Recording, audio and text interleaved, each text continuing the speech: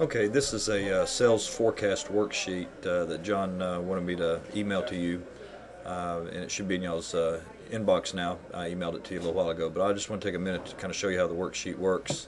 It's to help you with the sales forecast when you sit down with the salespeople and get their individual goals and set their month up.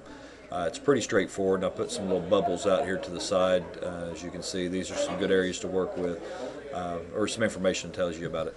But here's what you do: is you basically find out from the salesperson, like for the month of November, how many units did they sell, and their pink sheets, how much did they make off each one of those units, and just take that times, have them add all that up, and then divide it by the amount of units. So let's say they did that, and it averaged out to about 425 per copy. That's what they made on 8 units. And our benchmark and a standard should be 20% closing ratio, and they should demo 80% of their customers. And the write-up ratio should be 50. If you can get a 3-month rolling average of all these numbers with them tracking it properly, then this will be a little bit easier to work with. But we're going to use 20, 80, and 50% respectfully with these 3 different areas.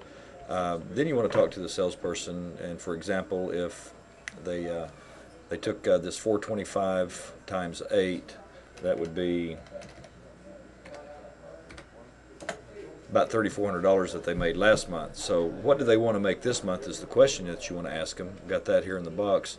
And let's say if they made $3,400 last month, he wants to increase the sales to $4,000, and they promised to do that. And let's say you sit down with them and you calculate, taking their days off into consideration, how many days they'll be working. So for this example, let's just say that we're going to be working 22 days next month with all their days off.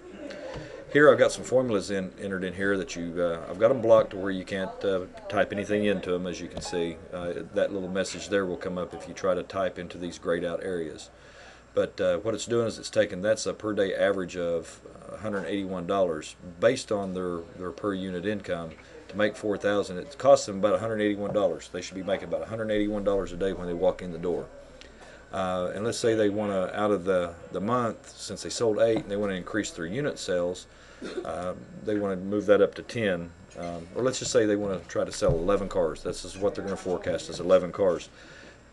Notice when we put the 11 cars in there, that moves that to a point, it's a half a unit a day, basically.